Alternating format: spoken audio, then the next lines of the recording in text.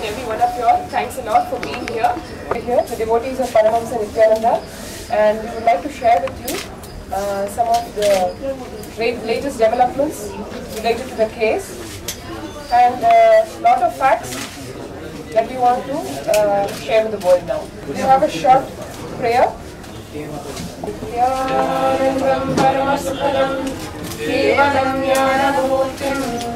Vandvātītam gagana sadrisham tatvamasyādilakshyam ekam nityam vimalamachalam sarvadi sakshibhutam bhavatītam trigunarahitam sadgurum tam namāmi.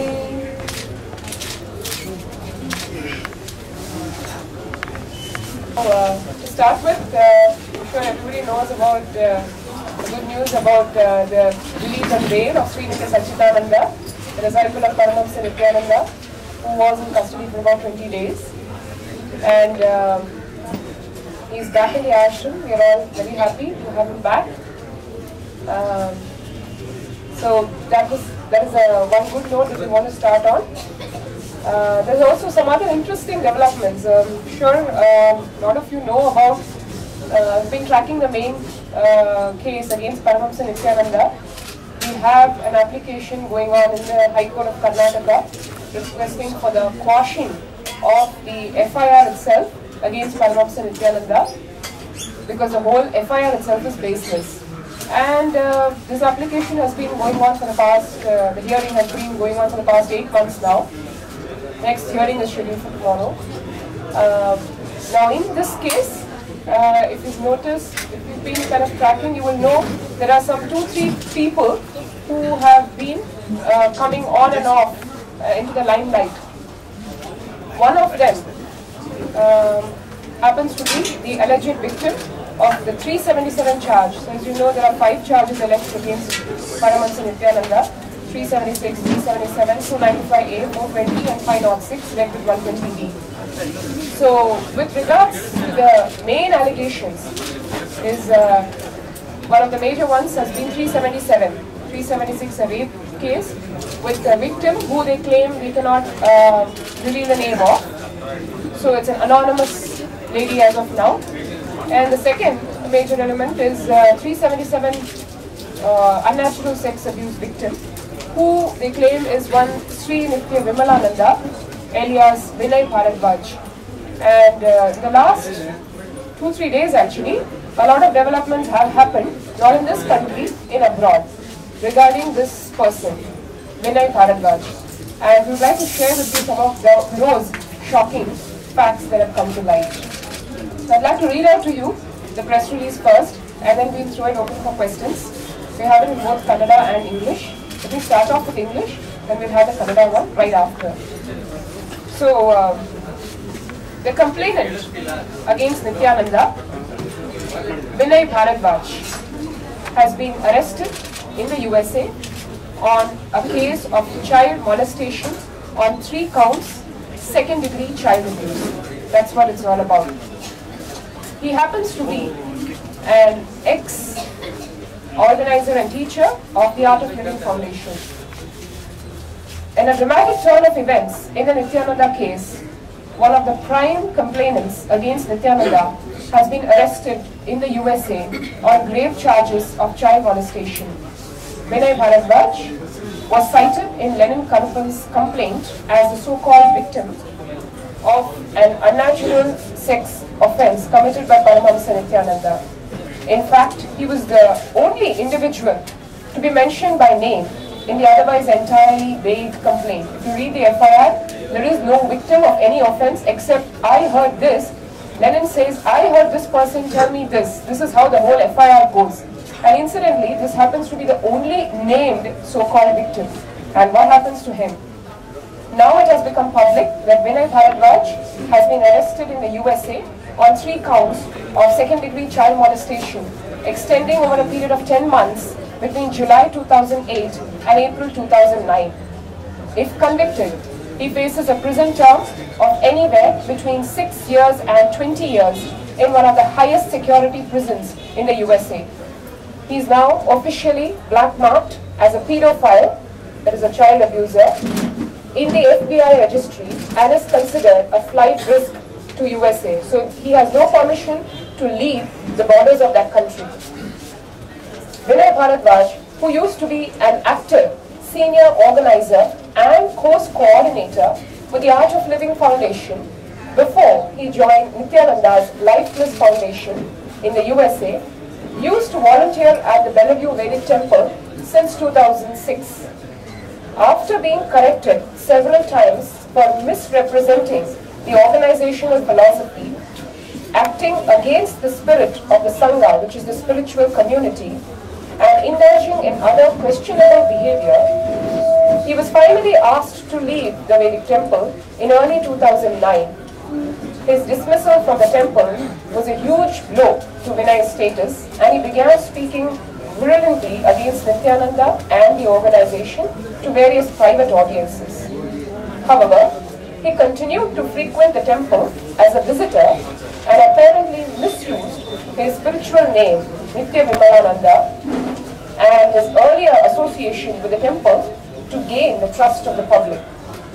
Many of the other visitors were not aware that he was no longer associated with Lifeless Foundation, while the organization was also unaware that he was misleading the public.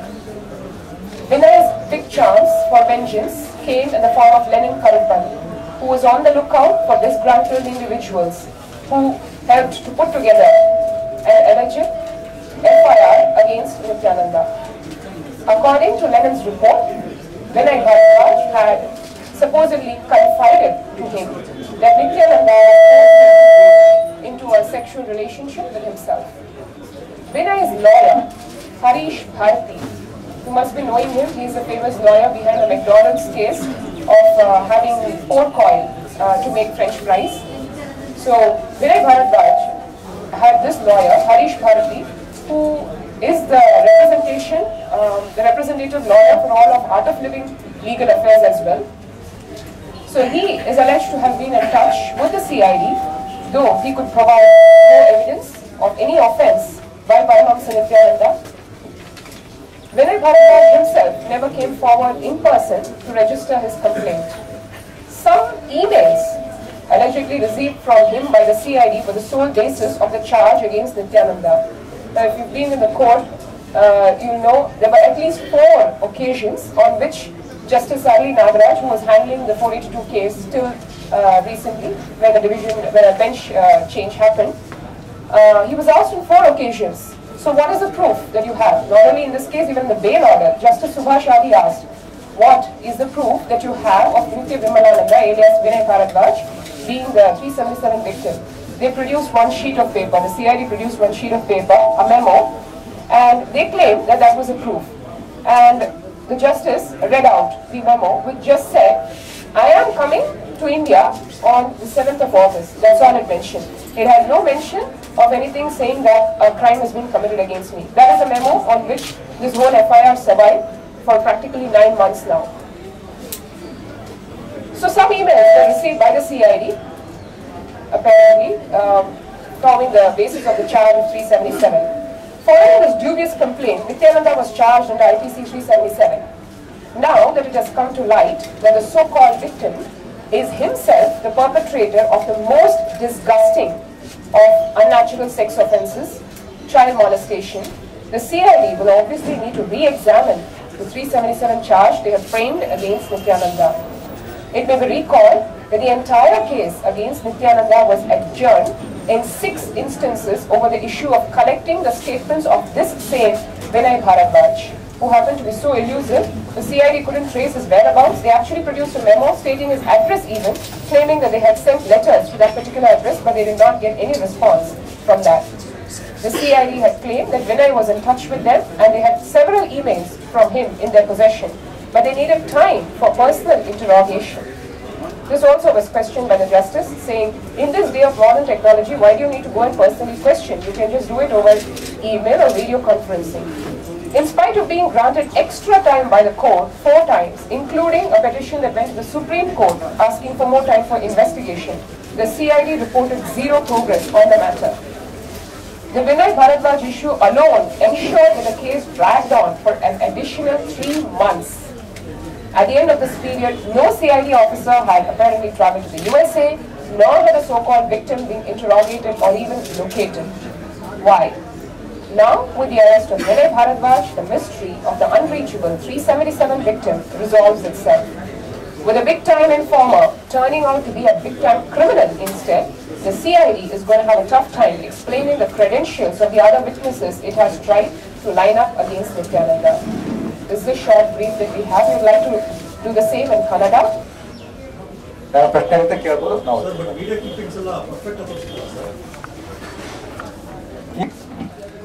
Video clippings. If you look at the recent technology, you must have seen the movie Avatar. That's just a glimpse of modern technology. Okay? Now, according to supposedly what the charge sheet says is that the forensic lab has reported that the video is true. There is no technology even with the FBI to prove whether something is true or not. Digital recreation is absolutely a very, very easy task today. If you just go to a high-end lab like Pixar labs, you will come up with enough technologies to recreate from just your basic motions a whole new scene. So coming to that question which you are asking about why the forensic lab says it is true, that is the answer to that. It will also be like taking advantage of that whatever the technology which cannot be proved. There is no question of taking advantage, sir. Technology exists to create something. You don't use a technology. We wouldn't be in a position to say we are using technology to create something. This is against us. So why would I use technology for me? Somebody has used technology against me. That is what I am saying. ಮತ್ತೊಂದು ವಿಷಯ ಇಲ್ಲಿ ಬೇರೆಯವರು ನಿತ್ಯಾನಂದರನ್ನು ಆರೋಪಿಯಿಂದ ಹೇಳಿ ಹೆಸರಿಸಲಾಗಿದೆ. ಆದರೆ ಅವರಿಗೆ ಒಂದು ರೀತಿಯ ಚಾನ್ಸ್ನೇ ಕೊಟ್ಟಿಲ್ಲ. ಅವರು ತಮ್ಮ ಅಮಾಯಕತ್ವವನ್ನು ಪ್ರೂವ್ ಮಾಡೋದಕ್ಕೂ ಕೂಡ ಅಂದ್ರೆ ದೋಷಿ ಅಂತ ಹೇಳ್ಬಿಡ್ತೀವಿ. ಅವರು ಆ ದೋಷಿಯ ಹೊಣೆ ಏನಂದ್ರೆ ತಾವು ದೋಷಿ ಎಲ್ಲ ನಿರ್ದೋಷ ಪ್ರೂವ್ ಮಾಡ್ಕೊಳ್ಳೋದು ಅವ್ರದ್ದು ಹೊಣೆ ಆಗೋಗ್ಬಿಟ್ಟಿದೆ. ಈ ಒಂದು ರೀತಿಯ ವಿಪರ್ಯಾಸ.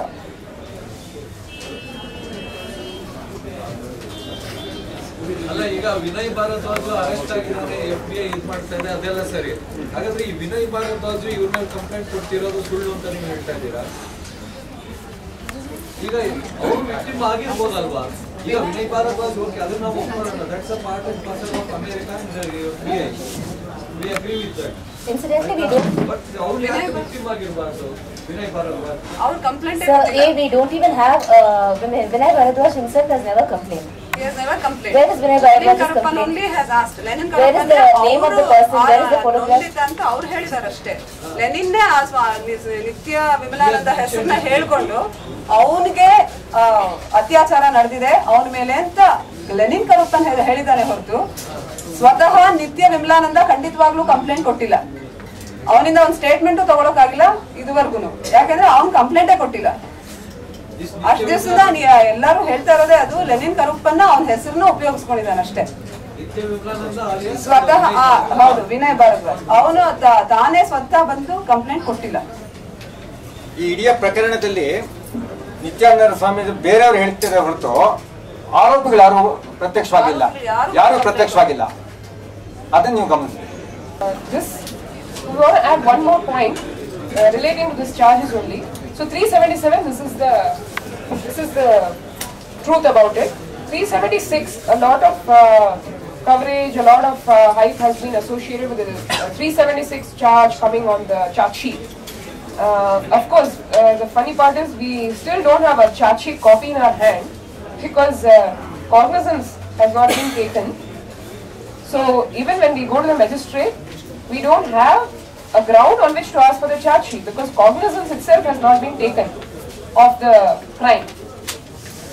Unfortunately, or fortunately or whatever, sections of the charge sheet seem to have been apparently given by the CID and people are talking about the charge sheet. So based on that, we would like to address a few things based on what they claim is there in the charge sheet, though we have not had time, the chance to verify it ourselves.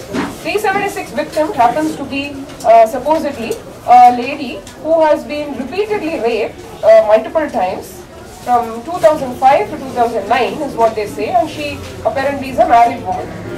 A very basic question we would like to put forth to the people at large. If a lady is raped, even once, she would know what rape is. So you mean to say that she was raped once in Bidadi, and then she travelled with Paramahamsa Nityananda all over India, including, I believe, Varanasi, Kashi and places like that, and got repeatedly raped. So what is the definition of rape we are talking about here? It just beats the very definition of rape. Was she doing a Tirth Yatra with him or what? To get raped by him multiple times. And the AOL you are mentioning is the art of living, is it to please Ravi Shankar? Yes, sir. Yes, sir. Harish Bharti, you can, if you just look at the couple of pages behind, we have a little information about him.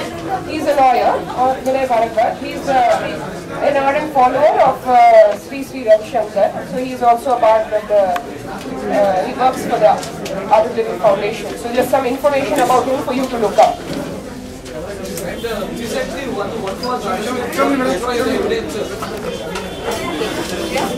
Recently, one associate of Nityananda was arrested for destroying the evidences. That is, your reaction on that? Yes, sir. Yes, I'd like to address that. That is Sri Nitya Sachidananda Swami. He is the one who was caught by the CID on the charge of destroying evidence. Now, I'd like to present. Yes, so I would like to bring about two facts which have been not even looked at. One, apparently the CID says that he destroyed the so-called evidence, which is actually a form which was drafted by the US lawyers called the NDA. He destroyed that in February apparently, but the FIR itself was filed on March 2nd. Before an FIR gets filed, any document does not amount to any evidence in the first place. It's just a document. Number one. Number two, as was argued in the court of law as well as in the program on TV9, which our lawyer, Mr. K.V. Dhananjay, in a very detailed way he described. If you look at the contents of this so-called NDA, it's a 10-page form which is like any other form which you would have signed with a mutual company, with a mutual funds firm, with all the possible things that can happen. Does that including a meteor strike on your head or a lightning strike or an atomic explosion happening? It's just like that. Why it was drafted by the US lawyers is because in the US there was a case where a Christian woman took offense to seeing a nude idol of Ganesha. Abhishekam is a normal occurrence in the Hindu tradition, but in the Christian tradition it is not. So when she took offense to that, there was a case filed against a Hindu temple to indemnify us from that kind of lawsuits. Our US lawyers drafted something very stringent, and that is what the NDA was all about. Number two. Number three, if it is not signed at all by Paramahamsa Nityananda, there is no signature of Paramahamsa Nityananda on that form. And number four, important fact, if at all you even believe everything that it was done for supporting an illegal act in the very court of law in any country, forget India, in any country it does not hold good. You cannot have an agreement to substantiate or correct yourself on something that you do illegally. It has no bearing in the court of law. So what legal form are we talking about? This very point was raised in the court of law. Three justices, Justice Kumaraswamy, Justice Arli Ragra, Justice Subhash Adi, all the three raised this point and said, what offense are you making out in this particular form? Very point blank question was asked to the CID for which they had no answer. Charges against Mr. Vinay Bharadwaj as reported by the US police is second degree child molestation. Details of it they will be investigating, and we came to know about this now ourselves. So as and when the police comes up, I guess we'll know about the charges, the details. You'll find more in this press release. Now we'll be distributing copies, so you'll have it. If you can tell us a little bit in brief about the child molestation charge on 3 counts. That's a second degree charge. You said he was in AOL for a lot of time. Yes. Are you indirectly attacking AOL, that everything is done by AOL, whatever has come so far? We are putting the facts, sir. As we weave the story, we are putting the facts. So fact of the matter is, before joining Life Plus Foundation, for 3 years he was an active organizer over there, or used to organize programs, and then he also volunteered for the Life Plus Foundation. And after that, because his workings and his philosophy was not in line with our organization, and he was not in line with the spiritual ideals of our organization, we dissociated ourselves from him, and he was relinquished of all positions of power. But he continued to use his spiritual name and his position, and people were misled because it's a huge country and we couldn't keep track of where he's telling what. And his lawyer, incidentally, is also still closely associated with Arab Living. The lawyer who has been in touch with the CID, Mr. Harish Bhatt. Okay, what is that allegation that you are making against this Vinay Bharadwaj? Why he has done? We are not making any allegations, ma'am. What is this from is the Nityananda Ashram point of view? Why he has done this? What can I take your question? Sure, I'll take that question. Just a moment. Actually, if you see, for the past 8 or 9 months, we've been talking about various witnesses, various complainants, none of whom has surfaced till now. There hasn't been a single person who came up. Actually, no woman came up and said that I have been raped or I have been abused or I have been cheated. Nothing has happened. For the first time, a person's name was mentioned as Nitya Vimlananda or Vinay Bharadwaj. He was the first and only person to have been openly mentioned as having been abused, even though he himself has made no complaint. Now, the first brick is crumbling in the case against Nityananda. This is an important milestone for us, because the first person who has complained openly, whose name was used openly, has now turned out to be himself indulging in the worst kind of molestation, which is a child molestation. But that's he has done personally whatever he has done. The allegations are still here. The complaint. His involvement doesn't mean that the allegations are down. That is what I first emphasized, sir, that he has made no complaint against Paramahamsa Nityananda. There has been a lot of confusion in this case, if you notice.